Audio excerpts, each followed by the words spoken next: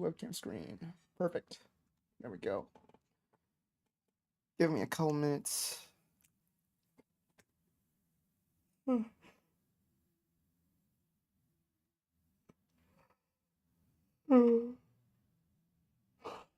Okay.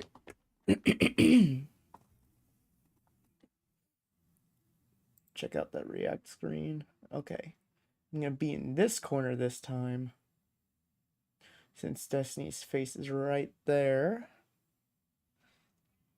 And other than that, gonna start in a couple of minutes. Oh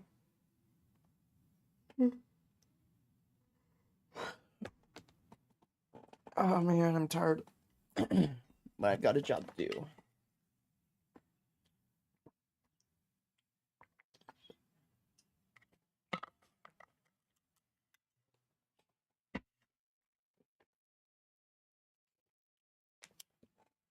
Okay. We're just gonna jump right into this one. I've been recording right now. It was good, MD. It was good. Today, oh boy. Destiny the pedo? Yes, that Destiny. I call him Sex Pestiny personally, but time to record the video intro and let's go. So, out of nowhere on my subscription page, I get this video popping up. Destiny and the Act Man talked about the modern left. This is not a crossover I ever expected, and I'm seriously still surprised at this point that Destiny has not been canceled yet, given all the shit he's gone through and all the shit he's been exposed doing. But regardless, these two discuss the problems of the modern left, and I have my own issues with the modern left, and I've only watched a little bit of this, but we're gonna watch all of it, or try to watch all of it tonight in one sitting, and see how much I actually agree with them on, how much I disagree with them on, and you're gonna kind of see me. There's probably a heavy chance I'm going to agree with a lot of their criticisms of the left as somebody who's gone through the ringer for years as somebody on the left and isn't very tone policey, snowflakey, and stuff like that. You'll see. We're going to go over all of it. And make sure you like the video, subscribe that. I'm surprised that Actman is going to talk to him. Why? Well, they're going to talk about the problems with the online left right now. Or the modern left, I should say. How do I shrink this? And we are back. Why the fuck did my stream crash? I have no idea. Is everybody still on? Is everybody still on the stream? Let me check. Everybody still there? My stream crashed out of batshit nowhere. I have no idea if everybody's still in my stream or not. OBS crashed on me like a little fucking idiot it is sometimes.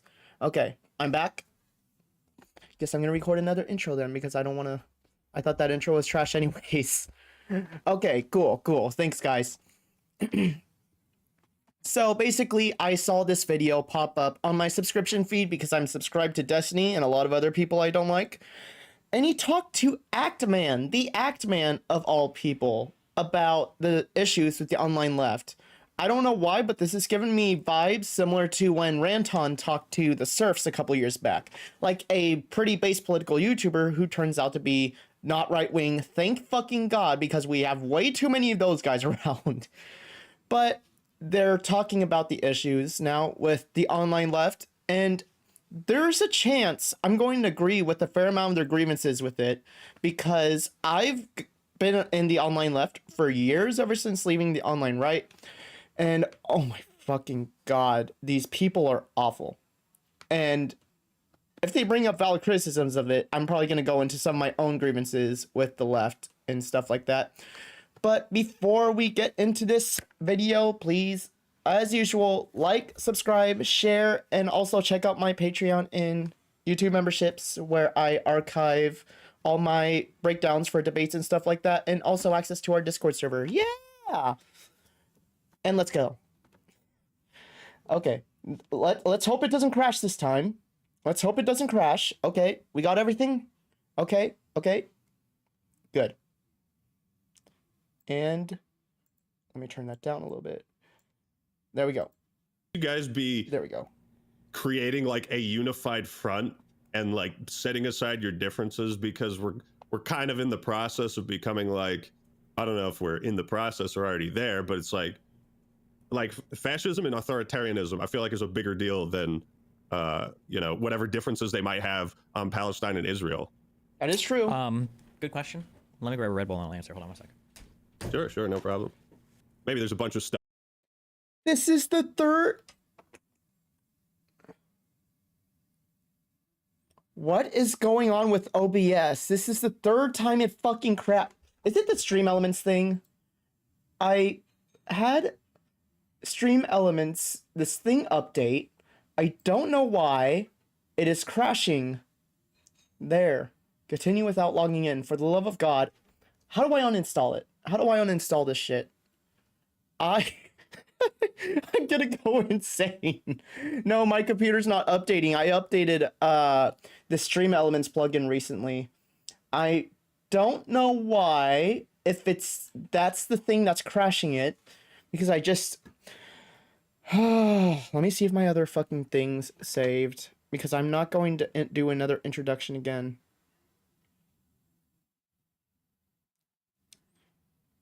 Give me a second. I am going to go insane.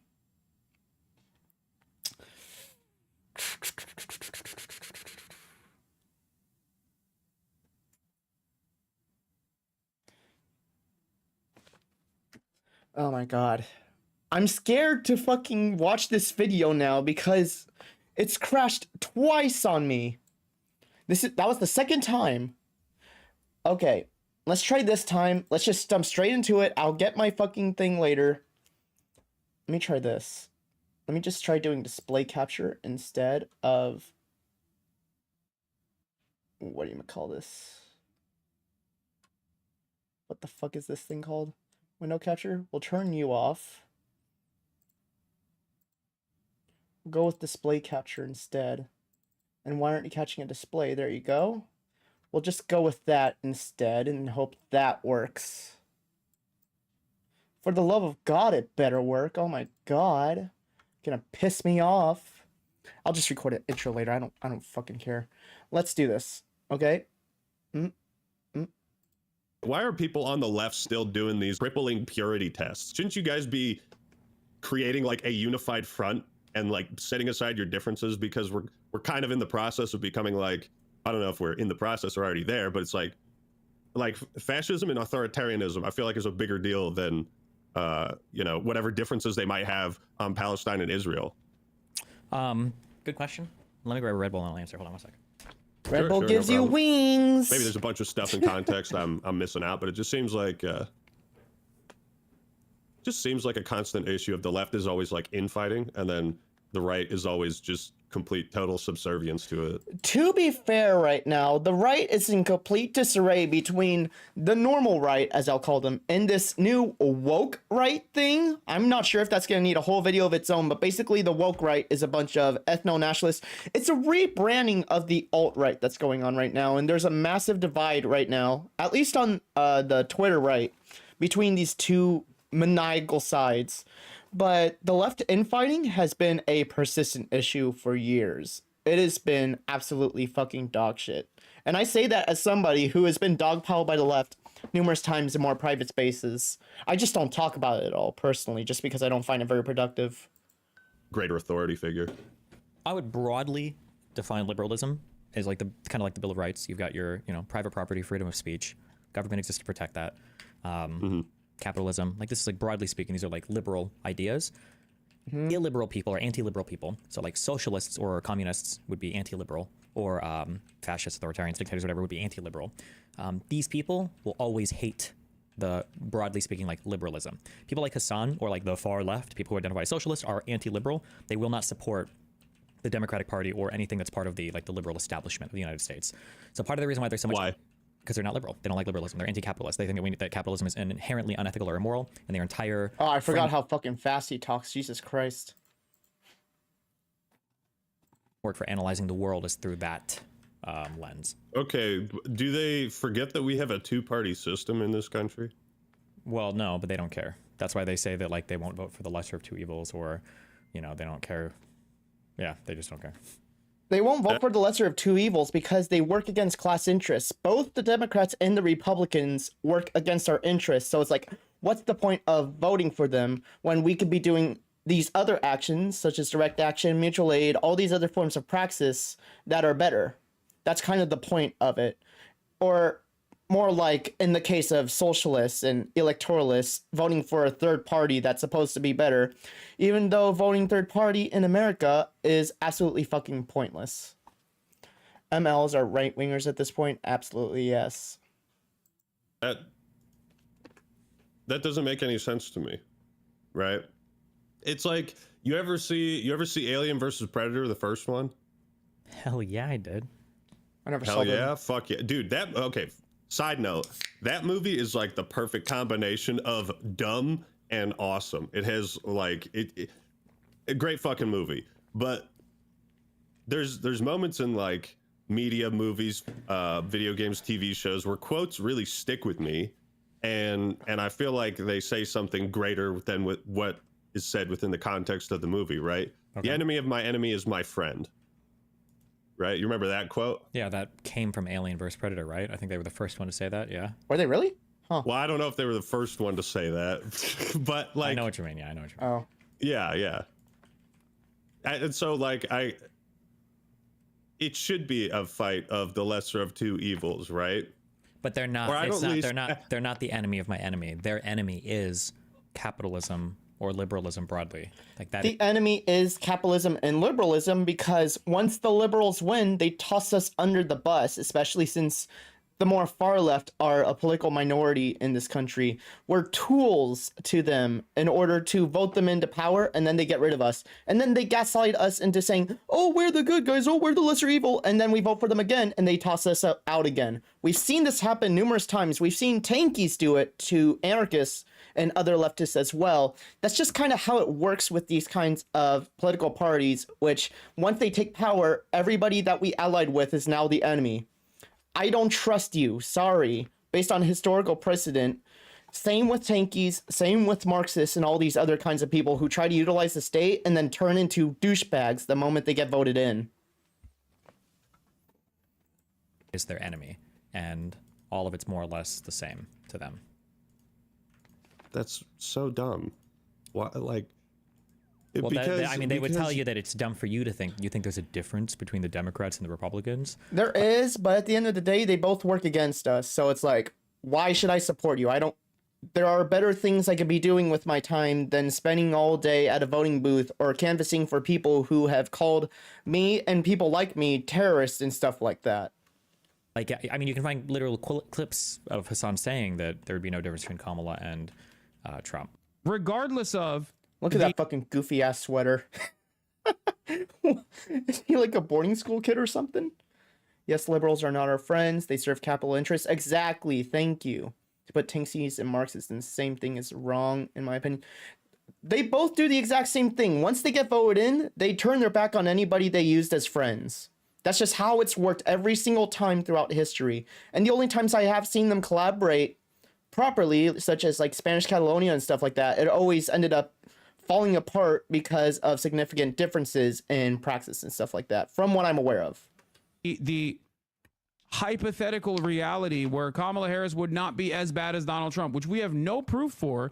But the reason why they say this is because they are both, broadly speaking, well, they're not actually, because Trump is a fucking dictator, but like part of the capitalist liberal world order. Okay, but like, don't you think we have bigger issues to worry about than just like constant infighting, right? It's not infighting to them. They're trying to get rid of liberals. They don't consider them part of the group. They're not on the same team. And they view any... Yes, that is true. That is true. I've talked to enough leftists to know this. See, any type of huge thing like this, any huge upset that's going on like right now is an opportunity for them to accelerate the world into collapse so that the rebuilding can be of like a new socialist utopia. I'm not sure I'd use the word utopia. That kind of does depend on the socialists. I mean, now that I think about it, when it comes to the online left, they do propose like a lot of utopia. They do imply utopia a lot of the time from the ones that I've talked to, so maybe that's honestly not the worst characterization of it. Not all leftists, obviously. That's an overgeneralization, but a lot of them do because they're idiots. Sorry to say. you think that's their end game? Tankies are just blindly supporting communist nations like the USSR, while Marxists seem to not be as blind in support. I have not seen very many Marxists who aren't like super blind in it personally. Most either that or they're very sympathetic or apologists for some of the actions of these countries, which is completely horrible. Yeah, it sounds kind of meany, but I mean this is kind Yeah, like you might be referring to dem socks at best, and then they'll point at like fucking Sweden or some shit. of what happened, I think, with Lenin in the Russian Empire, and everybody, all the kind of like Marxists around the world, kind of see that as like once the system kind of collapses from capitalism, from the ashes, you build a socialist utopia, basically. Oh, okay, yeah. It sounds meany, but if you really I think Actman should talk to a more knowledgeable socialist or a leftist at least, instead of getting it through Destiny. Although Destiny hasn't done the worst at characterizing it so far, admittedly. talk to any of the big thought leaders or whatever about this, like But even not Hassan. Fuck Hassan. you're Hassan losers, like they'll say this. They'll say it pretty openly. Yeah. So essentially, there's like two sides of the political spectrum are like, yes, down with the current state of America being like the world's leading global superpower, essentially. Like, let's tear it all down and rebuild. At least it's capitalist. Yeah. Yeah. Yeah. Well, that's stupid. I mean, I don't know. I guess like from an outsider's perspective, like when I see some of the clips and I see the way that like Ethan and Hassan talk to each other, like part of me also wonders, like sometimes it's difficult to ascertain whether or not a content creator is like saying and doing things and like putting on a performance, at least in the realm of politics, right? It's like, It's very performative. is it always easy to see where the line is between I'm putting on a show for people and like, are you genuinely trying to get people to come together to have a productive conversation that can sway people's minds and get them to believe in what's best for the country and the world? That's what I say. But the issue is most people in politics are very performative and they look for making their audience clap like fucking idiots. Just, whoa, you said the right thing. You said something that completely destroyed the opposing side, the opponent or whatever. And then nobody gets their mind changed. Like, did you actually say something that good? Because to me, at least, most of the time, when it comes to political debating, most people just look like they're putting on a show. I'm going to be completely honest. Destiny especially, Destiny included, whenever he starts screaming like a little fucking... like a little gremlin he starts screaming like midway through a debate and stuff like that. He's very performative a lot of the time. Actman, you're talking to one of the more performative debaters in the entire political, online political space, you know? So, him included, most people in general are like that, unfortunately, when it comes to political debating and stuff. When the tankies and MAGA are teaming up, we should ring the alarm. Yep. Well, that's a different conversation, but that has to do with it's something, again, I feel very strongly about. So politics, okay, is the practice of basically forcing your will onto other people. Politics is the practice of seizing power from the state, from the apparatus. I'm not sure I'd really put it like that. Politics is kind of like that word that we all know what it means, but it's kind of hard to put it into practice. It's kind of like referring to the entire state of how humans kind of like organize under certain entities and stuff like that. Kind of like you have economics, you have your states, you have your foreign politics, kind of pertaining to how people interact with each other on larger levels, I guess you can say, is probably how you can summarize politics well. I don't think it's necessarily about enforcing your will on other people, especially in the case of like anarchists, because the entire point of anarchism is that it's voluntary and based in free association and all stuff like that. But a lot of other political systems like socialism, more statist socialist, I mean, I'll be very specific with that. I'm talking about statist socialism or capitalism and the such, are a lot more about imposing their will on others.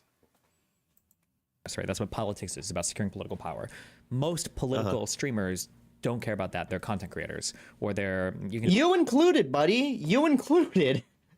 You can't tell me with a straight face that you're like an exception to this when like all of your debates, especially the more viral ones, are you just screaming at people and calling them fucking idiots.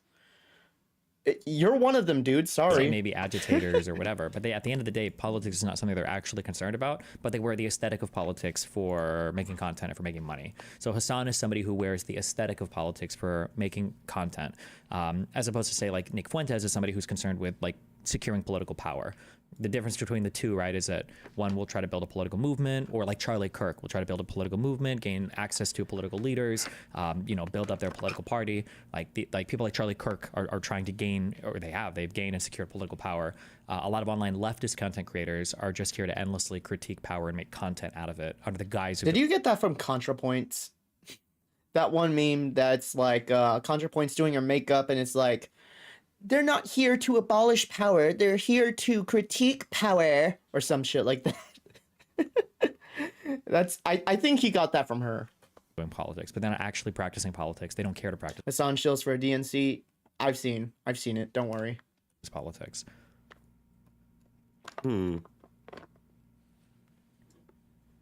What can be done about that? I mean, Like, you're free to do what you want, but I wish done? that people would just realize that a little bit more.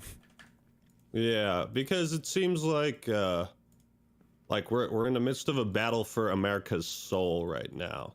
And I feel like there's, at least from my perspective, I mean, if I were to do, if one was to do political content, right, you would ideally be promoting a sort of governance or lifestyle that would benefit Americans, right? Like if I were to do That's not possible, sorry to say. political content, I would want to feel like I'm helping to make the world a better place. Yeah, as but their opposed way to of like doing I'm that, doing this. their way of doing that Yeah. is that they view the current system as being fundamentally evil, as opposed to like it's inherently intrinsically an evil system, and you trying to help people live better in it is just furthering the evil.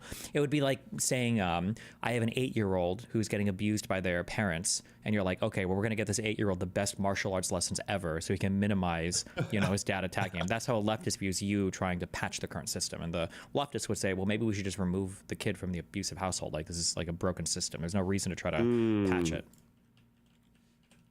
So I guess then the goal would be to convince them that it is worth saving and improving. And it's also not entirely realistic to be like, oh, okay, yeah, 250 years of American capitalism. Well, let's just get rid of that and try something else, right? I mean, realistic, I mean, maybe, but it doesn't matter as much also because remember, at the end of the day, these guys aren't concerned with securing political power. That's just not really what they care about that much. So... And you do, because when I think I saw one clip on your channel, I think along a while ago, when like you got accosted by someone when you were doing like door-to-door knocking, and then like it was like some lady, and then every question she had for you answered with like pinpoint precision, and just kind of like, it was really funny. But you're actually going out and doing the boots on the ground work, right? Yeah, I mean, I would hope so. You 'cause care about yeah, but I mean, you don't necessarily have to do that either. It's just, but you just need to be kind of like at the very least, if you're telling people to vote for or supporting like a political party or something, like it doesn't have to be on the ground work. Now, I would argue if you've got a lot of money, because remember, these people always complain that like, oh, the Koch brothers and all these people have so much money and they, rig stuff. It's like, okay, well, why don't we rig stuff? We have a lot of money, no? Why don't we do something like Charlie Kirk does? So yeah, I would say I'm interested in I would say practicing politics, but what I was saying is that you're also a content creator, right? You do debates, you do politics, Yes, that is true. He does. But that's not all you do. So when looking at your actions as a whole, seeing you like just go out on the street like any other person would to try and make a difference says something about your intentions going further beyond sitting in your computer chair complaining all day, right? I mean, I would say so, yeah. But again, I would stress that like you can contribute in a lot of different ways. You don't have to go out and be like a real life activist. You don't have to go out and do these things in the real world. Like there's plenty of ways that you can contribute if you want to. So. Yeah. That's true. Okay. I suppose that answers some of my. The answers a question I had been thinking of, because when you compare like the left and the right, like the left wing seems to be plagued with constant infighting and purity tests, and the right is plagued by just like complete total subservience and kneeling to authority and ruling by fear, intimidation, and ostracization. Yeah, but look at the difference there, right? The difference is that both sides there are actually being incredibly effective at what they're doing. They just have different goals. Like when you talk about, well, the left is plagued with infighting because they like to infight. It's fun. They want to criticize. They want to make. He might have a point there. I hate it personally, but the left does it so fucking much. They actively try to find things to be outraged about, and it's ridiculous. I absolutely hate it. I remember like a year ago, there was this whole fucking drama about like art or something like that. It was so painfully stupid, and it took up my like entire feed for over a week. They're constantly infighting about the dumbest shit. I don't think it's like as big of an issue anymore, but back in the day, oh my gosh, I fucking hated it, man. And Destiny is non-activist. He's a YouTuber persona. There's too much sectarianism on the left. It's ridiculous, honestly. Content out of it. They want to be activists. That's the goal. And infighting serves that goal. It serves it really well. It does all the things. And the right, you said that, they're trying to, what do you say? They're trying to get subservience and, whatever other stuff. All these things are to what? To further the political power that they seek. And they're very good at it. They're very effective at doing it. So both sides technically are doing the correct things. They just have very different goals. And I just wish people would be more aware of that so we could focus on the what I would argue are more worthy goals. Yeah, well, I think the left would benefit more if they were able to establish a more unified front. What I'm gathering from this conversation is that that's not entirely realistic, and this might just be the nature of the left wing to fight and critique each other. But well, no. The left, careful, because there's a difference between socialist left, like that left, versus like Democrats. Democrats should be able to provide a type of unified front. That should be possible. We should be able to provide a unified front. We should be able to run for elections and win.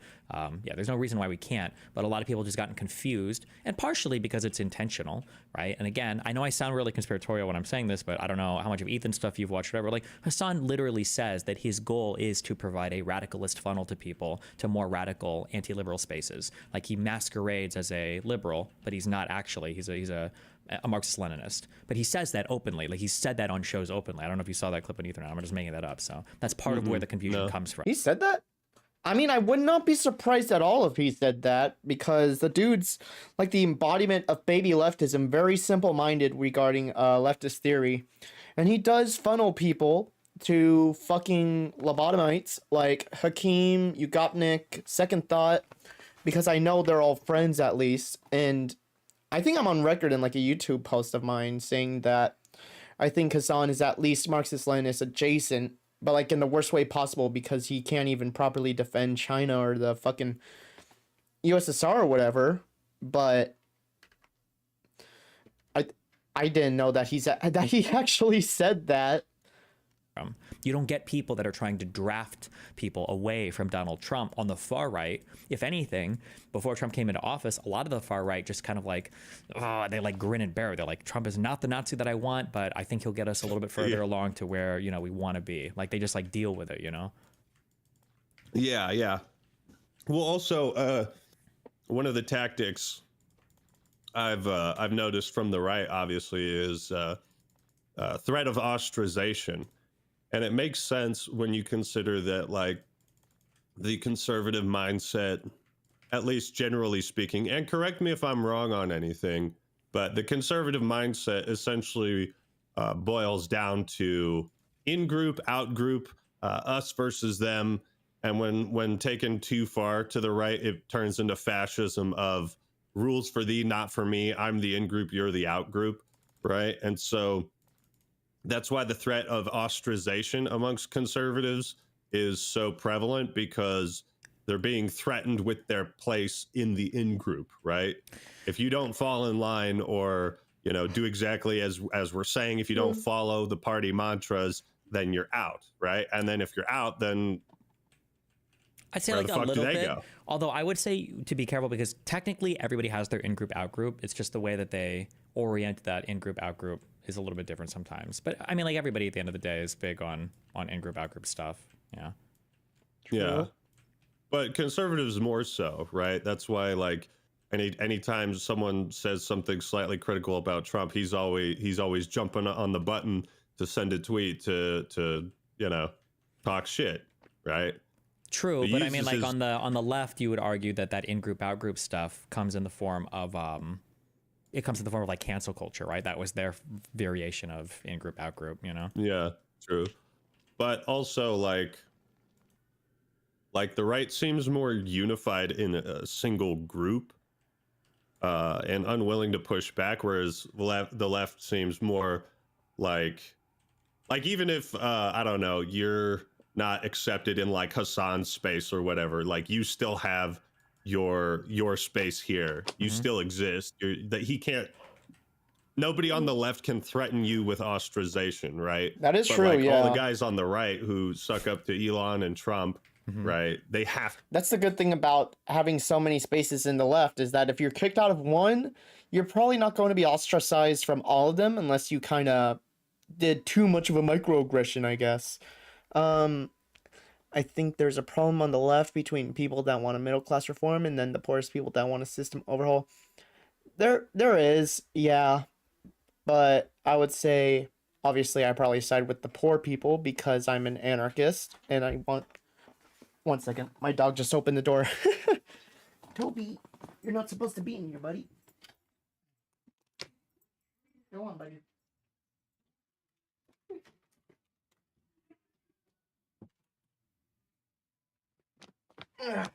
Back. Sorry about that. To keep doing that because it's all like one unified front. Kind of. Does that make sense? I understand what you're saying. It just, again, Yeah. I'm gonna beat this in because it's hard to understand this point, but it seems like there is a unified front. But what's actually happening is they're both unified, but they're unified around different goals. So the right is unified. The right has a unified front, but the right is unified around securing political power, so they all support Donald Trump. The left is unified, but they're unified around like cultural issues that don't necessarily align with securing political power. So, for instance, the cancel culture thing is probably a good thing, like trans issues, right? Nobody on the left apparently would speak up and say like, hey, maybe this particular thing about trans athletes is like a little bit overboard. When Gavin Newsom said it, everybody started writing articles about how Gavin Newsom is like a traitor to the left now. I think even the New York Times was supposed I think he actually has a point on this. I'm not gonna lie. There are certain. There we go. That's better. There are certain cultural values that the left seems to have, like universally, that we don't fight on at all, like trans issues, abortion rights, gay rights, and stuff like that. It's always the economic stuff or the nitty gritty. When you accidentally say something a little bit offensive, is where the big break happens. like op-eds about it, and it's like Gavin Newsom's statements on that show were not that radical at all. They were totally fine. So the left does a lot of the in-group, out-group stuff, but the thing that they enforce the in-group, out-group opinion on just isn't related to securing political power. Okay. Yeah. That makes more sense. Sure, it's very fucking annoying, but Yeah. I mean, you've clearly thought a lot about this. He's had like 10 years. I hope so. That's my that's what I do for work in my job. Yeah. It's your job. Yeah. I was also curious about so how have debates been going for you? I haven't kept up with some of your content, so I haven't watched recently, but like overall, like, has it been more or less the same, or has it been different in say some that again. ways? Has what been more or less the same? Your debates, like with people, have they changed at all since the inauguration? I mean, I would say it looks like I think people started to avoid me a lot after the firefighter thing. A lot of conservatives got really triggered, but I think that Yeah. a lot of people on the conservative side, ever since the Trump victory, I think basically just started avoiding all critical confrontation at all because they'd won the election and they didn't need to. And Yeah. I haven't seen that come back yet. And I think that that'll change around midterm time. That's just the thing that I hear anecdotally. I think that anecdotally, a lot of conservatives are also just like not capable of defending a lot of the Trump stuff, so they just don't talk about it as much. Yeah, that makes sense. I mean, what do you mean? He tanked the economy, and it's, you know, it's gonna be great. You just wait and see. Just have a little faith, Arthur. Yeah, we'll see. I don't know when that's coming back. Yeah. For the economy, yeah. But So it's been, I suppose that makes sense, right? Because going into elections, that's when like the exchange of ideas, like, oh, who's going to be the better president? That's probably when it's most heated. So that makes sense that would kind of fall off a bit. Another question I had for you. I think it's more that they know that a lot of the stuff that they're doing is completely and totally and wholly indefensible. So they do their best to just avoid fucking anything just related to. Stick the That hand is true. or stick your head in the sand, kind of. Basically, yeah. Okay. So another question I had for you was, when you do debates or when you discuss ideas, what like mindset do you go into it with, and what are your intentions, either for yourself, for your opponent, your audiences?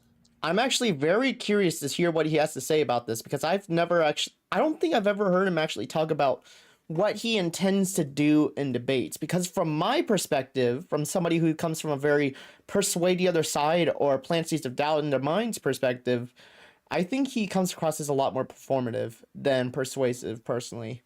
I think the problem with the left is that they focus on middle class issues and completely forget black people and people of color. Look at the Bernie Sanders rally; it's mostly middle class. I don't really know too much about that. I haven't been paying attention to electoral politics for a while. I'm not gonna lie. They're editing a game.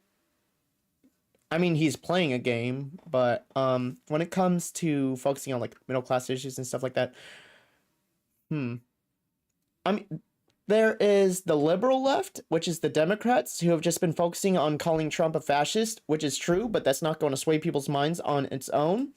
And then you have the far left, who is focused a lot on trying to overthrow the system, also calling Trump a fascist, but also calling liberals fascists and all that kind of stuff. Nobody really focusing on the grand issue, I guess you could say, so to speak, with the entire problem is the state. Sorry to say for all of the statists out there, but that's a whole other video to go over stuff with. Just like generally speaking, That's how what would I you say. describe your mindset and your intentions? I mean, I always say that there's three different things. I think it's like there's people, it's people, policies, places. So it depends on who I debate, it depends on what I'm debating, and it depends on where I'm debating. All three of those things are gonna have huge impacts on how I actually approach that conversation. You seem to be debating in a lot of bad places then, because I really haven't seen him have that many good conversations. If you give me an example, then I will walk through how I would assess that, I guess. I guess, like, do you adjust your... And I want to say, to be clear, I think he's possible. He has the potential to have good debates, or more persuasive debates. Don't get me wrong, I have seen him have more level-headed debates, such as with what's his name? Michael Albert, the guy who founded participatory economics. He had a good debate there, admittedly. I think his debate with Ben Shapiro was relatively civil. But I need to go back and see what kind of, like, debate tactics he used, because he might not have been screaming a lot, but he may have been playing the more fallacious debater tactics during the debates. I'd have to go back and see. Approach depending on the person you're talking to. Like, if someone seems less malicious or more open to your ideas, do you still go like full throttle on them? Because Right, you've obviously you got to give me an example, and I can talk you through it. I guess how I would assess it. Well,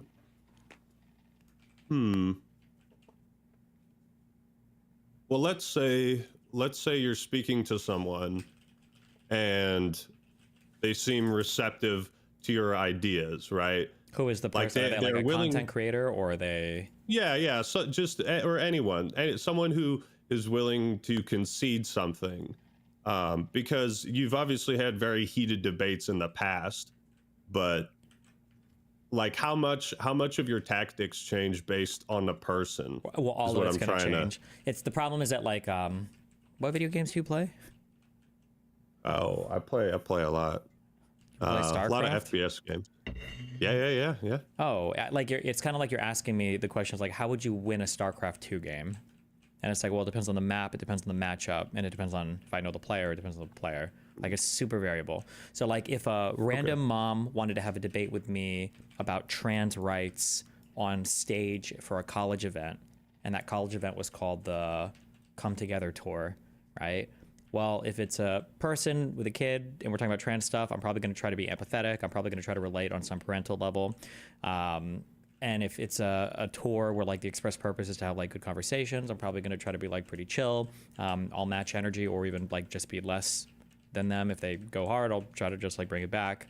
And I'll try to like bring them over to my side or bridge or meet in the middle, I guess, as much as possible, since it's supposed to be like a, like a connective thing, I guess. Like that would be my approach there. But if I was debating somebody on like the, the fuck Trump tour, and it was like an online content creator who's known for being, super far right in a lot of their beliefs, then I'm going to ramp up the energy pretty significantly. I'm going to, regardless of the policy or the thing we're debating on, I'm going to try to argue my side almost as stringently as possible. My rhetorical tools are going to be a lot more aggressive. It's going to be more like trying to make the other person look like an idiot, trying to demonstrate, mastery of the topic and to show that they don't know anything about it. Yeah. The issue I take with that, though, is when he talks about being aggressive and stuff like that, he's talking about being aggressive, like yelling, using different debate tactics, being very contrarian and basically defending his side no matter what, showing no form of conceding whatsoever, showing no humility. And I think that's actually a big problem with that style of debating. Because even if you're going up against somebody like this, who's going to probably scream at you and probably get very aggressive at you, like let's say Alex Stein or Andrew Wilson or something like that, right? You would probably come out better systematically dismantling all of their arguments by keeping pressure, by being verbally aggressive, but don't yell like this kind of thing. But don't yell, because he yells a lot during debates. I just think it would be better if he kept verbal aggressiveness, if he dismantled their logic rather than doing like whataboutisms to Republicans a lot of the time, which is something I've seen him do a fair amount. I don't have any clips off the top of my head, obviously. I don't have a fucking folder full of debate fallacies Destiny has pulled. But I have seen him do that a fair amount of times. And I'm like, what are you doing? You're not really doing dismantling by completely dodging any valid criticisms of the Democrats that may come your way and then just pointing at Republicans, because you're doing the exact same thing they're doing. And people on the other side will keep that in their mind more than whatever form of systematic dismantling you're going to be doing to your opponent. You have to be very careful with these kinds of things. Because if you're going to be performative like that, you're just going to lose. And when I say lose, I mean you're not going to be really changing any minds. I don't think he changes any minds when he goes into full aggressive mode, personally. It does Red Bull that Destiny. Yeah, that's Red Bull that he's drinking. But yeah, he just gets way too fucking aggressive in debates, even when it's coming down to known trolls and stuff like that. I think there are better ways to handle them than to scream at them and also pull their same tactics back at them, because people will recognize that on the other side. You have to be the one pointing out their fallacies. You do not have to be the one that is committing fallacies of your own. You know what I'm saying? Yeah, so all of these things will heavily impact the approach, I think, to the conversation. Okay. Interesting. And then Sorry, I'm still a little sick, so if I start hawking, And like I said, I do think that Destiny is capable of having good faith debates. It's just that when the times when he's not having good faith debates and it's when it's time to get very aggressive against somebody, those are those are like the most viral ones, or the ones that end up getting the most traction, outside of a couple like his debate with Shapiro and stuff like that. Although I'm not sure how many views that actually got. I forgot about it after a week personally up until now. But a lot of the debates that he has, which do get the most eyes on him, are the ones where he ends up screaming and stuff like that, unfortunately. But he is capable of having good faith debates. I do think he is. up loogies, that's why. You're good.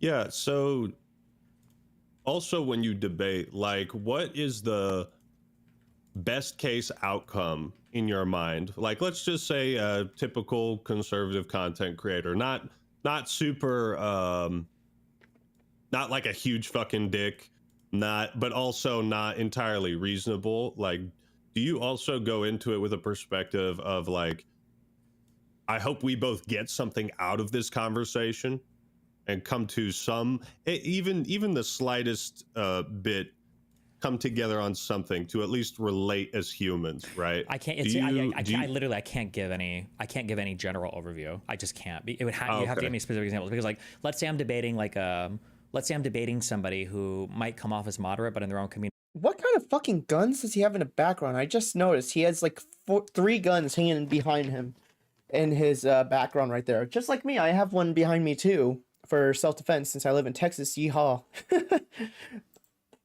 They're extremists on every position. I don't want to share ground with them. I don't want to break bread with them, and I don't want to come to any middle ground at all with them, because I don't want the other side to have the impression that I'm co-signing anything or that I think they're more reasonable than they actually are. But let's say it's somebody who I believe is like genuinely kind of like a centristy type person, or maybe they fall in a little bit into some conservative memes, but they just don't know that much about politics, and their community is kind of like trending towards the far right, or trending towards the right. I'm probably not going to be as aggressive as that person, but I can't generalize any of this. It has to be, I would have to talk through an example to do it. I can't write any rules for it. Yeah.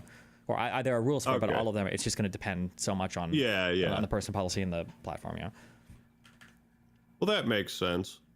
Yeah, it's because sometimes I like when I watch clips of like Ethan and Hassan, it doesn't seem like either of them are trying to come to any sort of common agreement or understanding on something to either like deepen their understanding. But then again, like you said, that type of conversation is basically never, ever, ever happening online. Deepening an understanding, that's going to be a that's like an intellectual pursuit moment. But online, for content creators, we're defending egos and we're defending ideologies, where most people are defending ideologies more than anything. And and fact is an instrument of ideology, meaning the facts will be wielded or weaponized in a different way in service to the ideology, not the other way around. So like somebody like Hassan, whose primary focus is his ideology, is never going to be interested in some kind of thought-provoking intellectual pursuit, because if he finds something that contradicts the ideology, he's fucked. That just can never happen. That can't be the case. Yeah, I my personal politics, I've never really been like, oh, I'm part of this political party, like, oh, I'm a liberal or a Democrat or a Republican or a conservative, because I feel like I'm my own man, and attaching labels is sometimes an easy way for people to categorize you, throw you into a box, and say you're just like all the others in this group, and Sounds like Max Stirner for a second. essentially like use that as a way to completely disregard whatever you might have to say. So like, there's another quote from Knights of the Old Republic 2. Anybody who's played that, this game had some fire philosophy, but there's a character that says, to believe in an idea is to be willing to betray it. What do you think that means? To believe in an idea is to be willing to betray it. Yeah. I mean, it's going to depend on the type of idea that you believe in, but it sounds like an ideal. No, I understand, but it sounds like technically the quote is he's appealing to a higher ideal, but to believe in an idea is to be willing to betray it. Sounds like it means that if you have some intellectually honest engagement with your philosophy, then you should be willing to change your philosophy if there's either new information or if you've evaluated something differently or whatever, as a result of collecting data. Bingo. Sure. Bingo. Yeah. Yeah. So that's kind of how I look at the world. It's like, I saw a quote, it was either from Steve Bannon or someone else, who was saying something like, anybody can believe in the truth, but if you can convince someone to believe nonsense, then they will wear a political uniform for you. And the more people you have in that uniform, you can build an army. Basically, like, if you can convince people the stupidest things are true, and they're not thinking about what's true and what's not true, they're just blind adherents to your ideology, and therefore they're a soldier. Okay. Yeah. That's Bannon is pretty smart politically, so yeah. Yeah. That checks out. That's just me like making sense of things, but I don't know. I guess I don't understand how people get so wrapped up. I do not know where that was going. Just kind of letting them talk until I hear something I can drop in on. Their political party that they end up discarding the truth, or like. Well, their political parties are a little bit different, I would say, than ideology, and so you just have to be careful about who's defending what, because like Hassan won't necessarily be allegiant to a political party. Hassan's allegiance will be to an ideology of Marxist-Leninism, basically, yeah. But the ideology supersedes any kind of factual analysis of the world, yeah.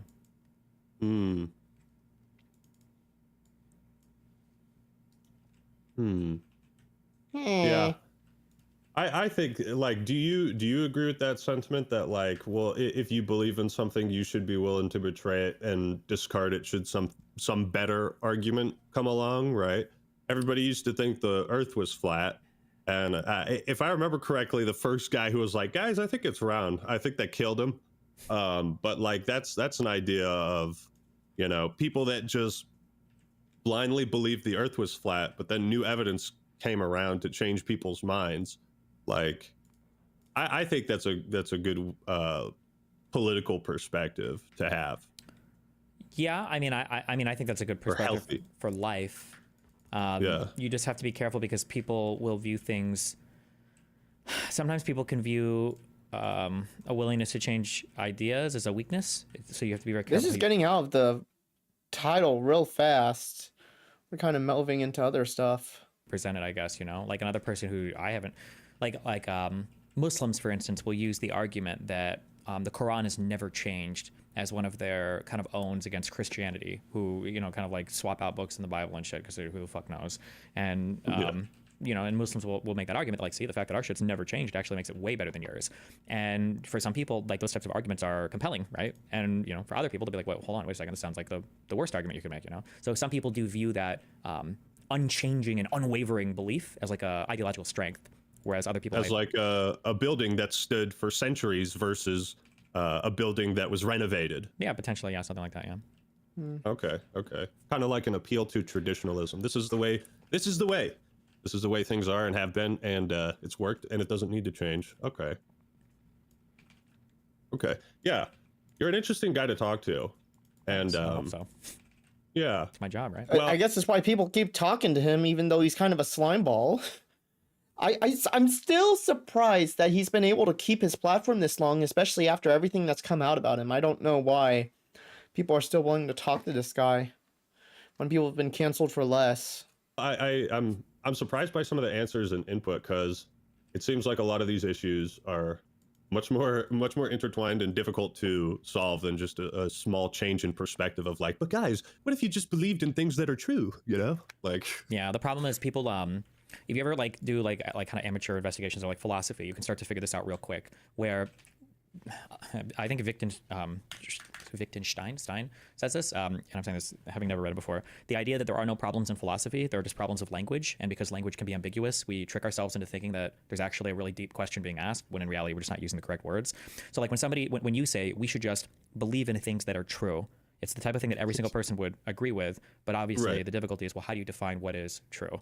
And, somebody Right. might say, oh, well, things that we can directly witness are true. Okay, well, what does it mean to witness something? And what does it mean to witness something directly? Because, for instance, a lot of people in Washington state might say something like they've witnessed stuff related to illegal immigration into the United States at the border. And it's like, really? Have you? It's like, well, I've seen these news, right? So people will agree conceptually on a lot of things, but when you start to ground it out in examples, or you start to ask people, what do you actually mean when you say this? Then you start to realize oh shit, we're on different planets here, Yeah, yeah.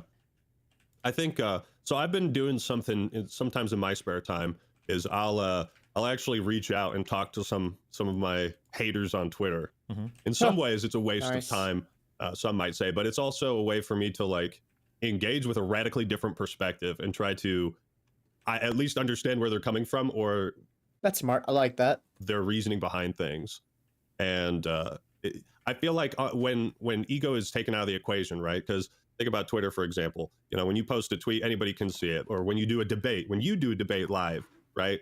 You're doing it live. You're not recording this behind the scenes or something. But that sort of public pressure of people are watching you, don't fuck up, can really, I think, change how conversations happen. Whereas when you're like, hey, let's talk in private and just have a conversation, I found that people are much more receptive in those instances.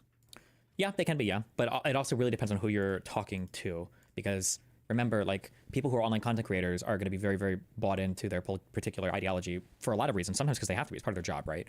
Imagine if I it's had part of the audience they've attracted, right? Yeah, imagine if somebody does give the most logically consistent and best argument ever to somebody like Hassan for why capitalism is better than socialism. If he were to change his mind on that, he's going to lose 80% of his audience, right? Because he attracts via an ideology rather than some individual thought pattern. So for a lot of people, you're kind of bought in once you start to develop an audience, and you can't really change that much. You don't have any flexibility. Yeah, that's everybody is kind of a slave to something or another. Yeah, to some And extent, sure. yeah, like everybody that does some type of content, people subscribe for a reason. If you sway too far off the beaten path, then people are like, well, what the fuck is this? I mean, when I was doing YouTube, I'm still doing YouTube, but when I was doing it earlier in my career, I was more counterculture against the left generally, because I found there were more stupid things left-wing people were saying about video games, right? Sure. And sometimes there would be some right-wing stupidity. That's right. I remember the Gamergate days. He was pretty active in that. Or stuff to make fun of, hot takes. But so whether I intended to or not, I ended up attracting I attract all kinds of gamers. That's inherently the goal. But within the last few years, I've noticed a shift in the stupid shit people are saying about video games from political perspectives is much more on the right now. Every fucking day, it's oh, Doom the Dark Ages is woke, man, or some. So it's always some fucking stupid shit. But my perspective has always been if you're making bad takes, I don't care what political side you're on. I'll make fun of you all the same. Sure. But yeah, I feel like I've noticed that it's kind of shifted the other way. What do you mean by that shifted the other way? That is true. Yeah, there has been a massive issue. Not even issue necessarily. It's just passing the torch from one side to the other. The left used to really be stupid regarding video game culture and stuff like that. With Anita Sarkeesian, you had your Lacey Greens, all of those kinds of people. And then all of a sudden, 2020 or so, it shifted to the right, and I don't know why. It's so weird, but regardless, I am glad that he's not on that grifter train. He is Actman. I mean, he's not on that grifter train. He seems pretty level-headed regarding the whole culture war stuff. He's not like that, what is his name, Andy Pants or something like that. He's not fucking Heels versus Babyface or Yellow Flash or the quartering and stuff like that. The dude's relatively level-headed on the culture war stuff, and that's good. We want that. We want people like that, not some fucking partisan hack who sucks off either the left or the right and tries to excuse every single stupid decision that some sort of left-wing developer makes, like race swapping or whatever, and doesn't cater to the right, which hates when a black person is in a video game, essentially. That there's when looking at content. What do they mean by purity test? When they say purity test, I'm thinking they mostly refer to people who will kick you out of a group for disagreeing on one thing, one small thing. What's a good example? Disagreeing on a certain political current event or something, or maybe making a microaggression and not thinking it's that big of a deal. Content again, yeah, like for me doing content, when I do like a hot take video, you know, I don't pull punches based on if someone's like arguing left wing versus right wing talking points. You're saying dumb shit about video games, gonna make fun of you all the same.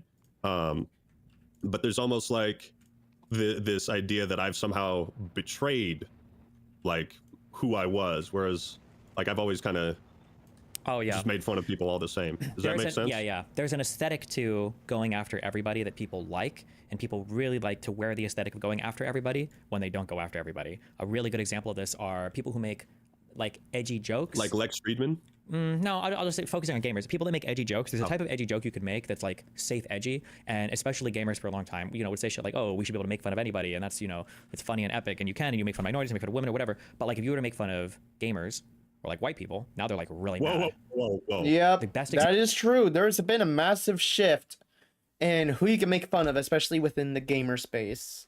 Now you can't make fun of...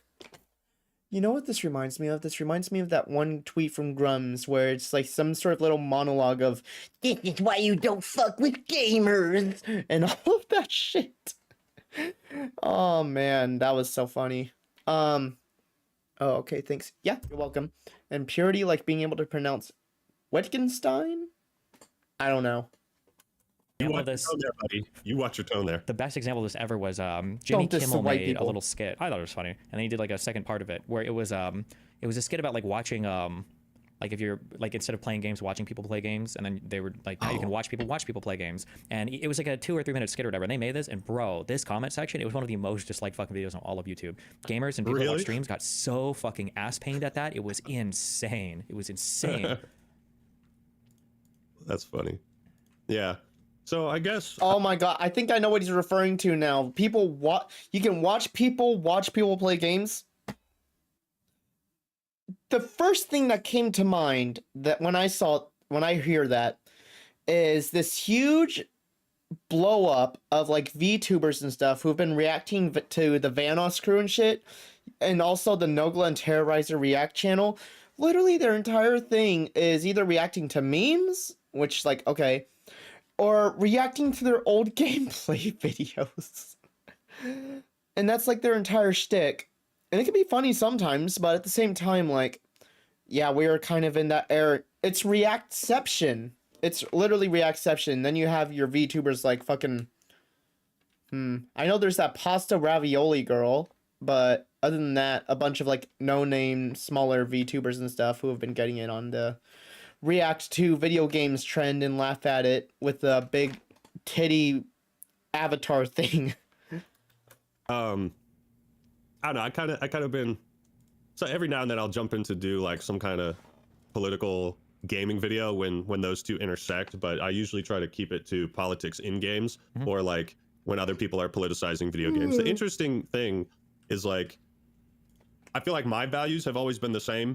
But now there's a lot more people on the right who are doing exactly what we used to criticize people on the left for doing, which is like politicizing video games. Exactly. You know, a perfect example of this is like Resident Evil 5 is racist because it's a white guy in Africa killing a bunch of black zombies. And I'm like, okay, yeah, that's stupid.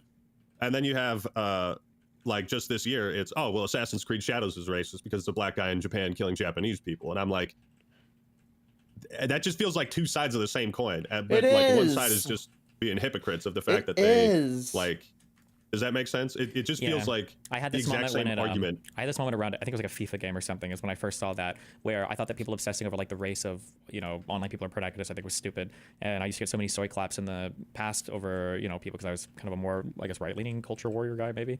And then when other games started to come out, you know, featuring races of people on the other side, I had the same argument. I don't give a fuck. I don't care what the race the protagonist is. But all of a sudden, like, all the white people started to get like really ass pain over stuff like this. And I was like, okay, I thought we didn't care about this. But then you realize like, oh, well, they supported you when you were supporting the status quo, and that was the only thing they actually cared about. It was like, okay, well, that's kind of depressing, I guess. At least at the time, it didn't feel like the status quo because it felt more like counterculture. Yeah. Hell yeah. And now it's like, I feel like I've always been a counterculture guy. Like I'm a fucking hipster, dude. All these new games coming out, and I've just been fucking playing Age of Empires 2. Like, I don't know what's wrong with me some days, but you know, it's just like when Pokemon Go first came out, I was like, I don't want to play Pokemon Go, so I bought a Game Boy SP and a brand new or I bought blue version, and when everybody else was playing Pokemon Go, I was walking around with them with my SP playing blue version. So I always just kind of been someone that like carves my own path, marches by the beat of my own drum. And I don't know, I guess I sway more towards like a counterculture, like kind of resisting whatever is currently in power. Sure. Yeah. That's like a fun aesthetic, but it's not fun if somebody's counterculture against something you actually like. So people will really be with you when you're supporting their kind of counterculture narrative, but when you're on the other side of it, people get very, very, very ass pained over it. Yeah, I like to use the phrase, you know, I used to like that guy until his criticisms applied to me. Yeah, I say that all the time for people, because people will say things like, Destiny is like so right when he criticizes the left or the right, but every time he criticizes the right or the left, he super misses the mark. And it's like, if that's your take of me, then something is not. Then you should do a little bit of self-reflection. I think it would be strange if you're so in love with and attached to my thought process that only when I analyze one side of the political aisle that something is probably wrong there. Yeah. Yeah, I think it's definitely important to try to cut into these echo chambers, because like I'll tell you, I don't get how people live in echo chambers, right? Me either, man. Oh my fucking god. How do you go outside and touch grass if all you do is spend your time at echo chambers? I'll never understand it. That sounds like the most boring shit in the world. Like say one thing, disagree. Oh, my feelings are hurt. You're out of the group, or like you know, we're shutting down this subreddit post. Like, and I feel like the right has been really successful in creating these echo chambers of which it is hard to escape. But like I get the idea of, oh, you want to feel like your opinions are validated and that you're not crazy and that other people think like you.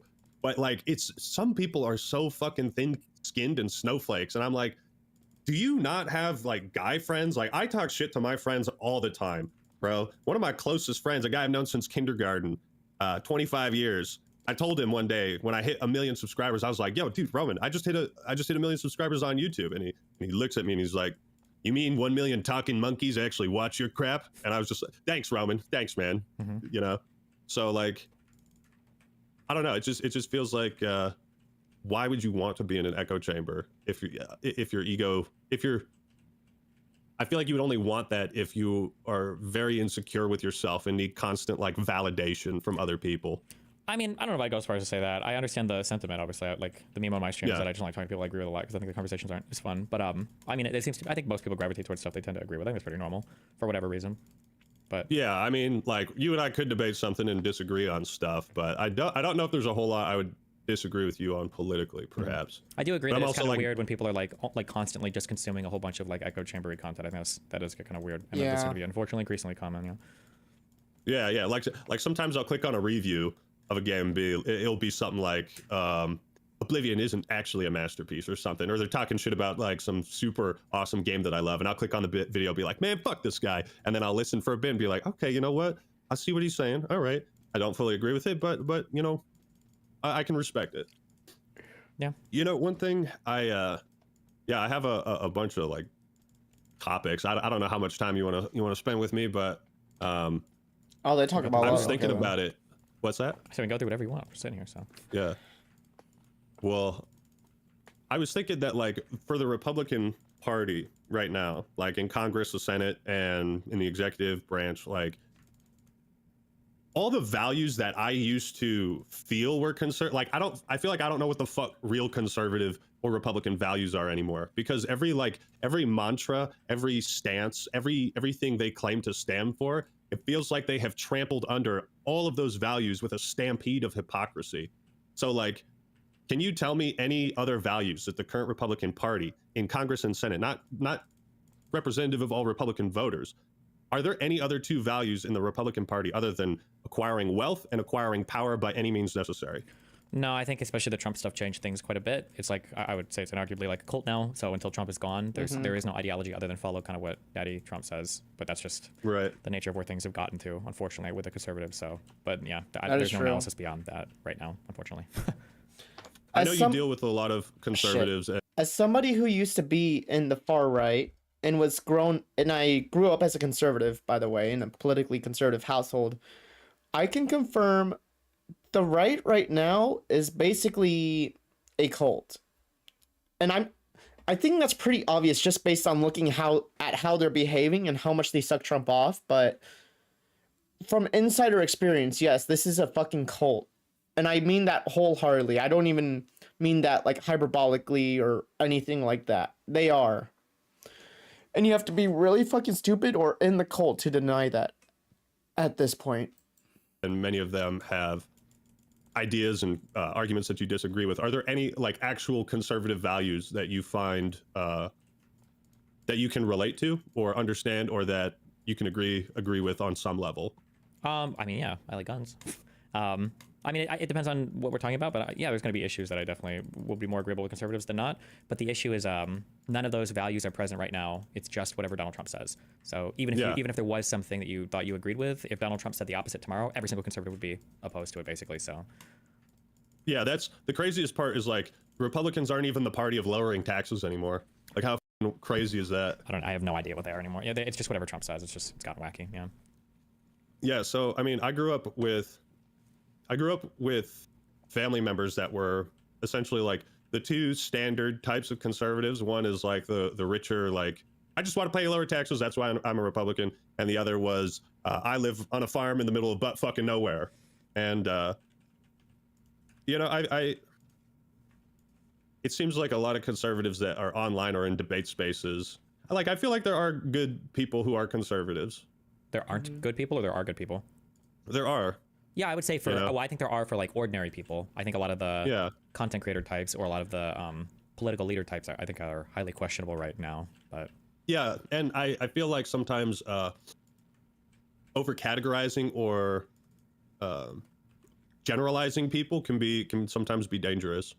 I don't know where I was going with this. Yeah, the Republican, like, so what would be an example of a Republican value, or like a mantra they used to say?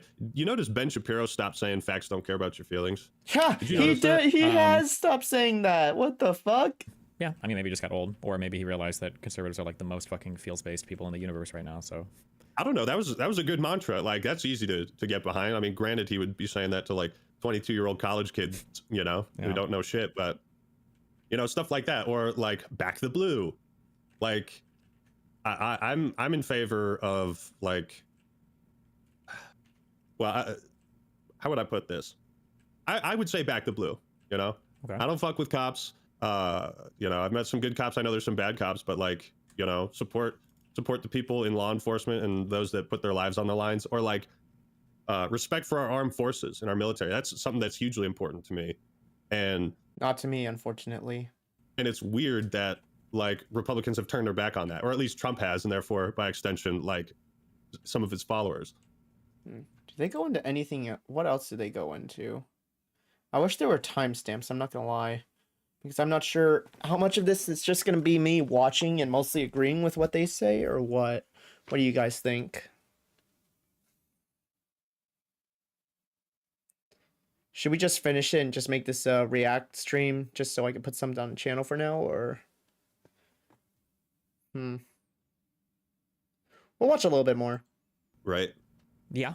Yeah. I mean, that was the thing we said in 2016, where when Donald Trump started attacking McCain, people basically thought, me included, that was like, it was over, that Trump had basically just thrown the entire chance of, I mean, nobody even thought he had a chance of winning the primary at that point anyway, but it was just like unbelievable that you could attack somebody over their military history. That's just like impossible to make fun of them for being a prisoner. And also like recently Catholics with that whole fucking AI Pope image. But I had also, so one of my topics I had written down was the American brand of fascism fucking sucks. Would you agree with that? What do you mean? What do you mean particularly? I mean, yes. The American brand of fascism, like it's nowhere near as competent or stylistic, intimidating as say like the Nazis. Like the Germans that is really true. nailed Yeah, they really did nail fat. Like if there's one thing I'll hand the Nazis is that their aesthetic was kind of cool. I'm not gonna lie. Fascism, you know, I feel like Mussolini in Italy, they kind of like half-assed it. Like Mussolini just got into power and then he was like, all right, I guess we'll go into Africa or something. We don't really know what the fuck we're doing. But like the Nazis really knew what they were doing. Right? You have to keep in mind, it was literally an entire country and ideology built around militarism and a master race, and they lost the first war they ever participated in. But I do agree with you in principle. I understand what you're saying. They're more impressive than the Trump regime that has no idea what the fuck he's doing at all. So I mean, I agree with that. Yeah. Exactly. It's like the American fascism isn't. They were talking about putting on a military parade. I heard at least that much. But like it's clear Trump has like no respect for our military personnel. It's not a military parade. It's a Trump parade with the military. Yeah. Exactly. Oh exactly. my god, I forgot Trump's going to have a military parade for his birthday. That is so fucked up, man. How can you be pro-military and all that kind of stuff and then back that up? It's... Oh, man. But like you would like that's like a core tenet of authoritarianism is like you lean on the arm that can enforce violence. You don't just like sorry. You don't just like shit on your military because that's the extension of your power. You know what I mean? Yeah. Yeah. The American brand of fascism sucks. I was thinking about this, right? Trump is saying like he wants to bring back industry to the United States, right? We're not even building the concentration camps here. Come on, man. Like, because of El Salvador or whatever? Is that what you mean? Or yeah, we're like build the concentration camps here. You know, that you'd be paying for materials, you'd be hiring builders, there would be guards. You know, people running the gas chambers. To be fair, he wants to reopen Alcatraz now, which is... So it's technically not entirely true, but at the same time, what he's trying to do instead is super fucking stupid, obviously. That was a whole industrial complex for the Nazis. By the way, I'm not actually advocating for this. I'm just being... No, I know what you mean. Yeah. Hey, listen, it's true. Acting pro concentration camp. I got it. Yeah, okay. I'm just saying, if you're going to do concentration camps, like at least bring the industry back to the U.S. Like how pathetic is that, man? You know, one of my favorite fun facts about the Nazis and the Holocaust is that, you know, after they had abducted the Jews and they had taken their property, brought them to the camps, stripped them down, taken their clothes, they got all the forced labor they could out of them before their bodies gave up. Then they put them in the gas chambers, they ripped out all their gold teeth, shaved their hair, and then after they burnt the Jews, sometimes they would sell the ashes to fertilizer companies in Germany. Jesus. Whoa. That's industry. All right? That's like, they're using every part of the animal, you know what I mean? So what you're saying is Trump should have enslaved all of our illegal immigrants instead of deporting them. That would have been the smarter way to do it. It just seems like if you're gonna do fascism or authoritarianism, like they don't know how the fuck to do it. Yeah. No, I mean, I agree. That's one of the things that I kind of like joke about is or I don't know what I'm saying joke about, but we're kind of lucky in that the current administration is so fucking inept, but we probably hopefully will avoid like most of the completely horrible negative aspects of like a totalitarian regime because they're just so stupid. Yeah. Obviously, I'm not advocating for what I just said, just to be clear, because I know it's a little edgy, a little dark, but yeah, it's just that's what I mean when I say the American brand of fascism sucks. I got you. Don't worry. Too late though. You're already clipped. You're going. Oh yeah. Oh yeah, he's gonna go viral on Twitter for that one, baby. So, another thing that I've been thinking about, and I'm curious what your perspective is, because we live in pretty uncertain times. A lot of things are happening in the country that are unprecedented or that we don't have a historical precedent for, and that can always be unnerving or unsettling when you're swimming in uncharted waters. So, obviously, I think we're beyond the point where there's even a debate to be had about whether the Trump regime is fascistic or authoritarian. I think would you agree with that? That what we're past the point of having that debate? Yeah, like it's clear what it is. Yeah. The disappointing thing is that one of the frustrating things with conservatives is the conservatives will have this pattern where they'll say Trump's not going to do that, and then when he does do that, they'll defend it. So yeah, no, it was just a joke. Yeah, it always was a joke. It was a fucking joke. Or, Yeah. well, they would say it was a joke, but the real true. joke was that they would be opposed to it if he did do it. Because then when Trump would start doing it, even though they would tell you he won't do it, and if he did, that'd be horrible or whatever. When he starts doing it, they'll defend Remember when they said that Trump wouldn't put tariffs on like every single import ever, and then he did it, and now it's a good thing that he did it, and you will own nothing, and you will be happy. I even told my dad this because he's a conservative, that Trump's going to do what he said on the campaign trail, and my dad was like, no, he's not. And then he does it, and I recorded a video and everything at the time after our argument, after election day, and I sent it to him, and I said, I told you so, and he's like, this is just supposed to be for negotiating. And I'm like, he's not negotiating, he's sticking it on every single thing before he even starts the negotiation. My God, I'm just getting angry thinking about it. It's like, okay, well. Yeah, the real joke was the fingers I had crossed behind my back. True, actually. Yeah, but my question for you was, yeah, let's talk. This is a job interview. Where do you see yourself in 4 years from now? Or sorry, where do you see the country and the world in 4 years I from don't now, know. or No even idea. 2 I'm trying years? to. Yeah, we're looking ahead to midterms. I think they're Hopefully just the gonna Democrats kind of shoot the shit now, so there's not really much more point in watching that. But this is probably just gonna be its own little stream. I'm not sure if I'll be posting it as an edited video or anything like that, just because there's really not much to say in the video, to be honest. As for our next debate that we're gonna be going over, however, I have a couple of ideas. You guys can help me decide. There is this one. This new thing called Her Take. I subscribe to it because it's gonna be fucking funny seeing what the fuck is going on. Jordan Peterson's Wild Nat, Theory play this on clip what? for me. Interesting. Jordan Peterson came in and he was basically an intellectually curious. This looks like basically just a right-wing version of The View. What is this?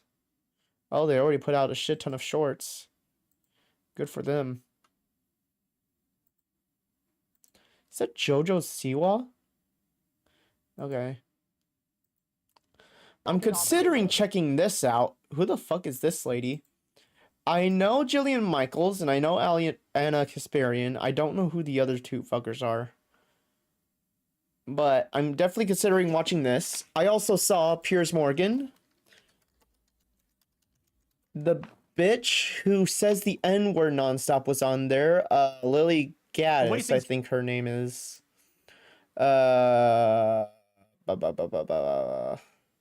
Anna going MAGA. Kinda, sorta. That's a whole other video in itself, though. Let's see, who the fuck is this girl again? I think it's her name. Yeah, Lily Gaddis, who went viral last year for saying the N-word a lot. And she's still saying the N-word now. Surprise, surprise. She's just extremely fucking racist.